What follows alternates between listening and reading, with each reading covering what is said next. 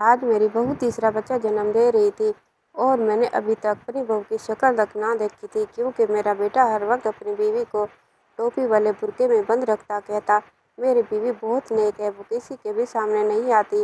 میں ہر وقت سوچتی، بھلا بہو کا مجھ سے کیا پردہ، لیکن میرا بیٹا اسے میرے سامنے بھی بغیر برقعے کے نہ آنے دیتا تھا۔ یوں آج بہو نے تیسرا بچہ جنا تو میں نے چپکے سے نرس کو کچھ پیسے دیے اور کہا، میری بہو کو بے ہوشی کا انجیکشن لگا دو، میں نے اس کا صرف چہرہ دیکھنا ہے۔ کچھ دیر بعد نرس نے مجھے اندر بلایا۔ جو ہی میں نے بہو کا نقاب اتارا تو میرے پاؤں تلے سے زمین نکل گئی، کیونکہ وہاں تو میری عجیب و غریب بہو میرے سامنے چائے کا کپ رکھ کر بولی، امی آپ کو کچھ اور چاہیے؟ میں اپنے جذبات کو مزید قابو نہ کر پائی تھی، اس لیے بولی، ہاں چاہیے۔ وہ رک گئی اور بولی، جی کہیے۔ میں بولی، اپنے چہرے سے نقاب پلٹ دو، میں تمہیں دیکھنا چاہتی ہوں۔ میری بہو کی آنکھوں میں خوف اتر آیا تھا۔ وہ اپنی ٹوپی والا برقعہ سنبھالتی ہوئی بھاگ کر میرے کمرے سے نکل گئی تھی، جبکہ میں اندر ہی اندر سے جل کر رہ گئی تھی۔ نہ جانے موسیٰ کو اس میں کیا نظر آیا جو بیوی بنا کر گھر لے آیا۔ میری بہو کو بیاہ کر آئے ہوئے 3 سال ہو چکے تھے، مگر آج تک میں نے اس کی صورت نہیں دیکھی تھی۔ خیر، میں نے سر جھٹک دیا اور چائے پی کر آرام کرنے کے لیے لیٹ گئی تھی۔ موسیٰ کام سے لوٹا تو اپنی بیٹیوں کو پیار کرنے لگا۔ اللہ نے اسے دوبارہ رحمت سے نوازا تھا۔ وہ دونوں بیٹیاں بہو موسیٰ پر گئی تھی۔ میں دل ہی دل میں دعا کرتی تھی کہ ایک بچہ تو ماں پر چلا جائے، تاکہ مجھے علم تو ہو کہ میری بہو دکھنے میں کیسی ہے۔ موسیٰ میرے پاس آ کر بیٹھ گیا اور بولا، امی آپ نگین سے بار بار کیوں فرمائش کرتی ہیں کہ وہ آپ کو اپنا چہرہ دکھا دے؟ میں نے کتنی بار آپ سے کہا ہے کہ وہ مکمل پردہ کرتی ہے، نہایت پرہیزگار اور نیک بہو ہے آپ کی۔ آپ نے ہی تو نیک بہو کی فرمائش کی تھی، بھول گئی ہیں کیا آپ؟ میں دل ہی دل میں کڑ کر رہ گئی تھی۔ توبہ ہے، آج کل کی عورتوں سے ذرا بات جا کر شوہروں کو بتا دیتی ہیں۔ میں چپ کر گئی، کیونکہ میں نے موسیٰ سے کہا تھا کہ وہ جہاں مرضی شادی کر لے، جس لڑکی کو چاہے میری بہو بنا کر لے آئے، مگر میں فقط ایک خصلت چاہتی ہوں کہ وہ نیک سیرت ہو اور پردے کی پابند ہو۔ موسیٰ جب نگین کو بیاہ کر لایا تو ٹوپی والے برقعے میں یہاں وہاں گھومتی لڑکی کو دیکھ کر کبھی کبھار ترس آ جاتا تو کبھی کبھار ہنسی آ جاتی۔ مجھے تو یہ شک تھا کہ نگین یہ سب مجھے متاثر کرنے کے لیے کرتی ہے، لیکن اگر یہ ڈھونگ ہی ہوتا تو ان 3 سالوں میں کھل جاتا۔ اب بس بہت ہو گیا، میں نے بھی سوچ لیا تھا کہ کیسے بھی کر کے میں اس کی شکل دے کر ہی رہوں گی۔ انہی دنوں مجھے موسیٰ نے خوشخبری سنا دی۔ وہ بولا، امی نگین امید سے ہے، آپ نے اس کا بہت خیال رکھنا ہے اور ہر دم دعا کرنی ہے کہ تندرست اور صحیح سلامت اولاد ہو۔ میں مسکرا دی تھی، میں نے دل سے موسیٰ کی اولاد کے لیے دعا کی تھی۔ شام ہوئی تو موسیٰ کو فون مجھے آیا۔ وہ بولا، امی آج شب میں کام کے سلسلے میں دوسرے شہر جا رہا ہوں، اب صبح ہی ملاقات ہوگی، آپ بس نگین کا خیال رکھیے گا۔ میں نے اسے کہا، تم بے فکر رہو۔ تھوڑی دیر بعد ہی نگین بھی میرے پاس آ گئی اور بولی، امی موسیٰ تو گھر نہیں آئیں گے، آپ ایسا کریں اپنی دوا کھا کر سو جائیں۔ میں بھی آرام کرنے لگی ہوں۔ میں نے سر ہلا دیا تو وہ چلی گئی۔ میں شام جلدی ہی سو جانے کی عادی تھی، کیونکہ آدھی رات اٹھ کر تہجد کی نماز پڑھا کرتی تھی۔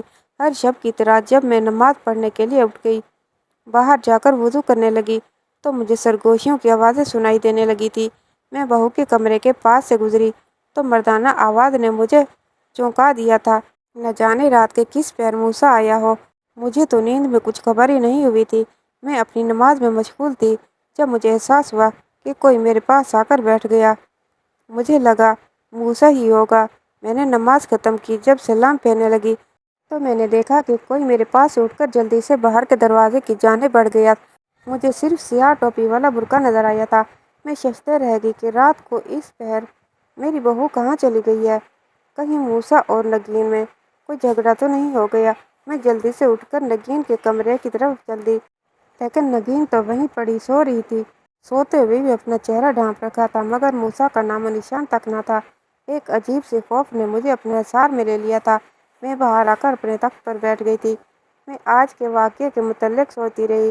نہ جانے مجھے یوں بیٹھتے ہوئے کتنی دیر گزر گئی تھی۔ فضا میں فجر کی اذان گونجنے لگی تھی۔ اتنی دیر میں دروازے پر دستک ہوئی۔ میں نے جا کر دروازہ کھولا تو سامنے موسیٰ کھڑا تھا۔ اس نے سر جھکا کر مجھ سے پیار لیا اور میرے ساتھ ہی آ کر بیٹھ گیا۔ میں بولی موسیٰ تم ایک بار آ کر پھر کہاں چلے گئے تھے؟ وہ نہ سمجھی سے بولا امی کیا مطلب؟ میں تو کل شام کا گیا، ابھی لوٹا ہوں۔ میں ہنس دی اور بولی اپنی بڑھیا ماں کو پاگل مت بنا، میں نماز پڑھنے کے لیے اٹھی تھی تو مجھے نگین اور تمہارے بولنے کی آوازیں آنے لگی تھی، پھر تم اٹھ کر باہر چلے گئے، مگر تم نے برقع کیوں پہن رکھا تھا؟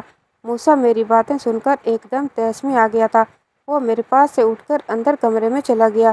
ان دونوں کے جھگڑے کی آوازیں آنے لگی تھی، کافی دیر وہ یوں ہی لڑتے جھگڑتے رہے تھے، جبکہ میں حیران تھی کہ آخر ماجرا کیا ہے۔ اس لڑائی کے بعد ہمارے گھر کے حالات بڑے کشیدہ ہو گئے تھے۔ نگین کام ختم کر کے اپنے کمرے میں گھسی رہتی، موسیٰ سارا دن کام پر رہتا، بس دونوں ہی پریوں کا ہی مجھ پر آسرا ہو گیا تھا۔ وہی اپنی شرارتوں کے ساتھ میرا دل بہلائے رہتی تھی۔ ایک ہفتہ یوں ہی گزر گیا تھا، لیکن نگین اور موسیٰ کی ابھی تک صلح نہیں ہوئی تھی۔ یوں تو دونوں میاں بیوی لڑائی نہیں ہوتی تھی، اگر کبھی ناراضی ہو بھی جاتی تو وہ دونوں زیادہ دن تک ایک دوسرے سے دور نہیں رہ پاتے تھے، لیکن اس بار کچھ اور ہی ماجرا تھا۔ دوپہر ہوئی تو میں چائے پی کر آرام کرنے کے لیے لیٹ گئی تھی۔ ابھی تھوڑی ہی دیر تھی گزری تھی کہ مجھے گھر کا دروازہ کھلنے کی آواز سنائی دی تھی۔ میں چونک گئی، مگر یوں ہی سوتی بنی رہی۔ ایک سیاہ برقع پوش وجود میری بہو کے کمرے میں گھس گیا تھا۔ میں حیران رہ گئی کہ اب یہ کون ہے؟ کیا یہ اس رات والا شخص تو نہیں ہے؟ مگر پھر میں نے کانوں کو ہاتھ لگا کر اللہ سے معافی مانگی تھی۔ میں نمازی پرہیزگاری عورت یوں کسی پاک دامن عورت پر شک نہیں کر سکتی تھی، کیونکہ میری بہو تو نہایت شریف اور پردے دار تھی۔ میں نے آج تک اس میں کوئی برائی نہیں دیکھی تھی۔ مجھے صرف اور صرف اس سے اس بات پر اختلاف تھا کہ وہ مجھ سے اپنا چہرہ کیوں چھپاتی ہے، مگر میں اس بات کو بھی اس کی شرافت سمجھ کر چپ کر جاتی تھی۔ اس لیے میں نے سوچا میں سارے معاملے کا خود جائزہ لے کر کسی نتیجے پر پہنچوں گی۔ میں آہستہ سے اٹھی اور قدم قدم چلتی ہوئی اپنی بہو کے کمرے کے پاس جا کر کھڑی ہو گئی۔ کمرے سے میری بہو کی سرگوشیوں کی آواز آ رہی تھی۔ میں بڑی دیر کھڑی رہی تھی، مجھے مردانہ آواز میں سرگوشیاں سنائی دینے لگی تھی۔ میں ڈر کر 2 قدم پیچھے ہٹ گئی تھی۔ میں اپنے کمرے میں آ کر رونے لگی کہ نہ جانے میری بہو کن راستوں پر چل نکلی ہے۔ میرا ایک ہی بیٹا تھا، اب اگر بہو اس کے ساتھ بھی بے وفائی کرتی تو میں یہ سب کیسے برداشت کر سکتی تھی؟ میں نے جلدی سے موسیٰ کو فون کر کے گھر بلا لیا تھا۔ ابھی 10 منٹ ہی نہ گزرے تھے کہ میں نے اپنی آنکھوں سے اس برقع پوش کو گھر سے نکلتے ہوئے دیکھا تھا۔ میں نے اپنا ماتھا پیٹ لیا، ثبوت تو ہاتھ سے ہی نکل گیا۔ آدھے گھنٹے بعد جب میرا بیٹا گھر آیا تو بڑا پریشان سا لگ رہا تھا۔ سب سے پہلے آ کر اس نے میری خیریت معلوم کی تھی۔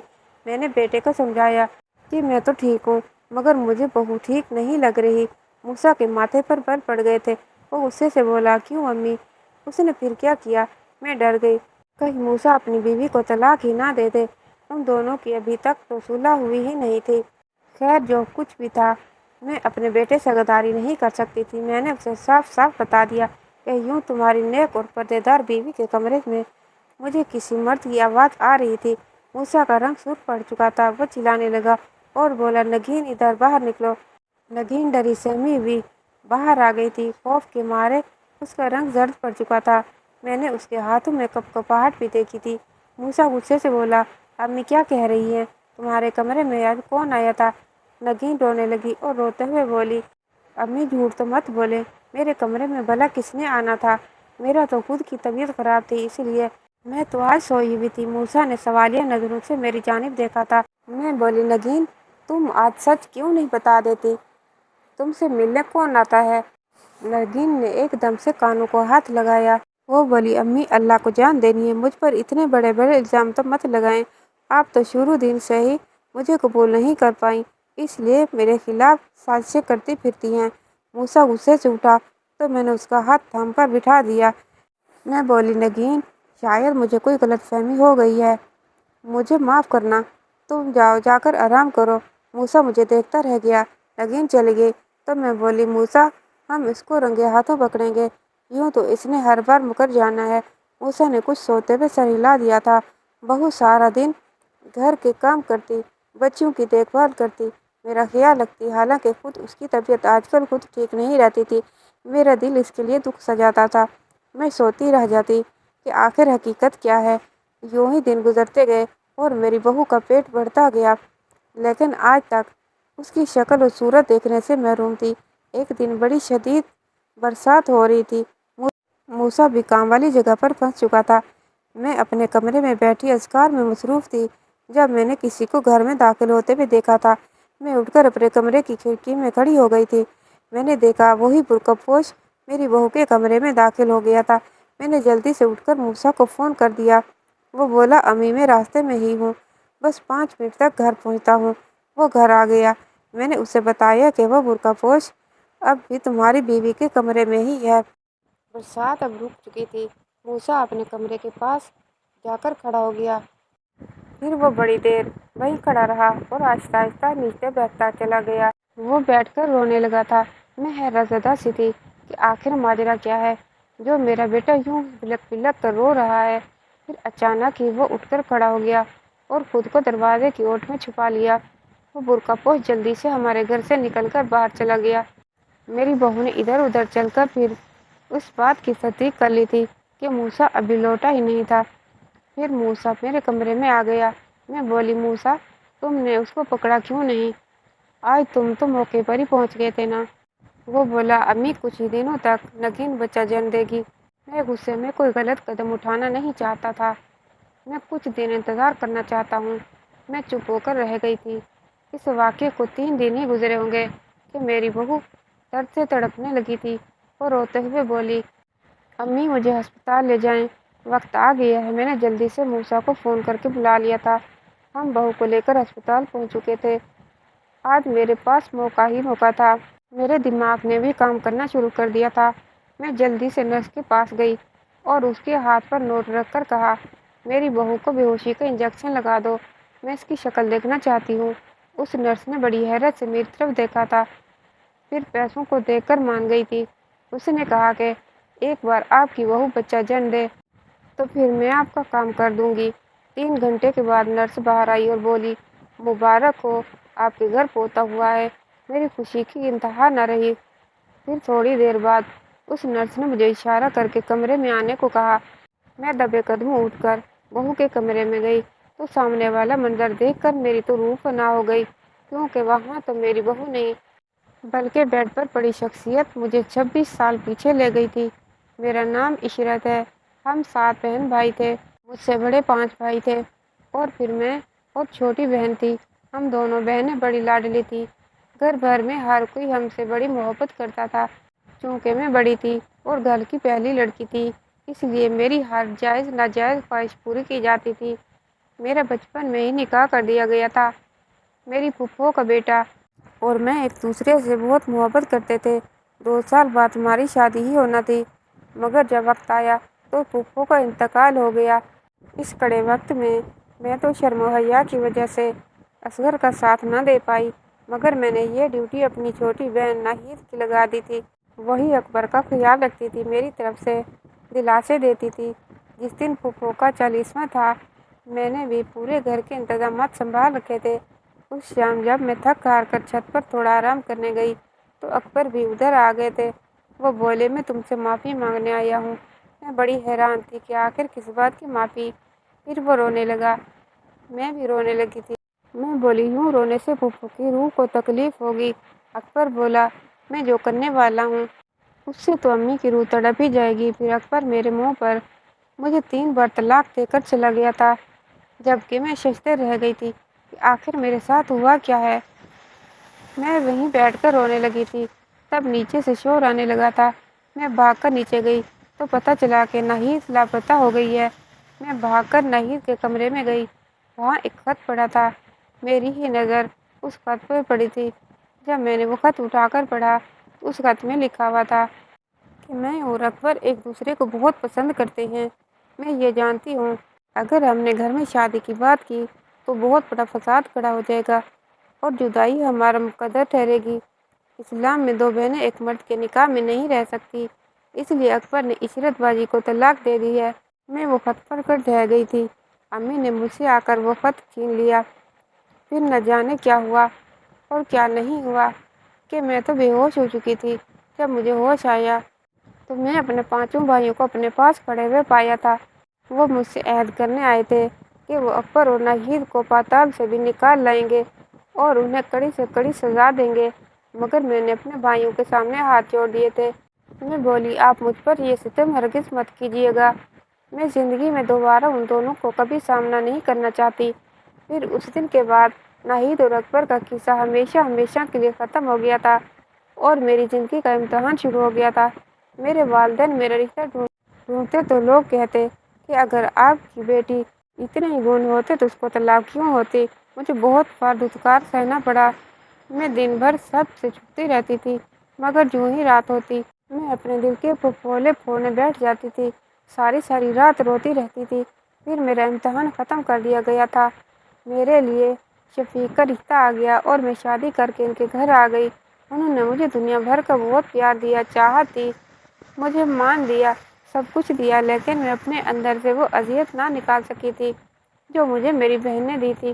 میں اپنے شوہر کو ہر لڑکی سے بچا کر رکھتی تھی، مجھے ہر عورت پر شک ہوتا تھا، اس لیے میں نے موسیٰ کے لیے خود سے کوئی رشتہ نہیں ڈھونڈا تھا، میں نے شادی کا اختیار اس کے ہاتھ میں دے دیا تھا۔ میں بولی کہ تم ہی لڑکی دیکھ کر شادی کر کے بہو کو گھر لے آؤ، مگر میری ایک شرط ہے کہ لڑکی شریف اور پردے دار ہو۔ موسیٰ نے میری بات کو پلو سے باندھ لیا تھا اور وہ ایک بہت ہی زیادہ پردے دار لڑکی کو بیاہ کر لایا تھا، مگر آج اس لڑکی کے پردے کا بھی بھانڈا پھوٹ گیا تھا۔ میں خاموشی سے کمرے سے نکل گئی تھی، میں نے پوتے کو ہاتھوں میں لیا اور پیار کیا۔ موسیٰ بھی بہت خوش لگتا تھا۔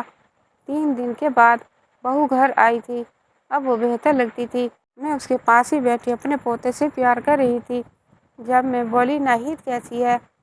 میری بہو کی صرف آنکھیں ہی مجھے نظر آ رہی تھی، ان میں بڑی ہی بے چینی سی تھی، وہ خاموش ہی رہی تھی۔ میں بولی، سچ بتا، کیوں نہیں دیتی؟ وہ روتے ہوئے بولی، ناہید تو 10 برس پہلے ہی کینسر کے مرض میں مبتلا ہو کر اپنی جان گنوا بیٹھی تھی، مرتے دم تک اس کے لبوں پہ صرف آپ کا ہی نام تھا۔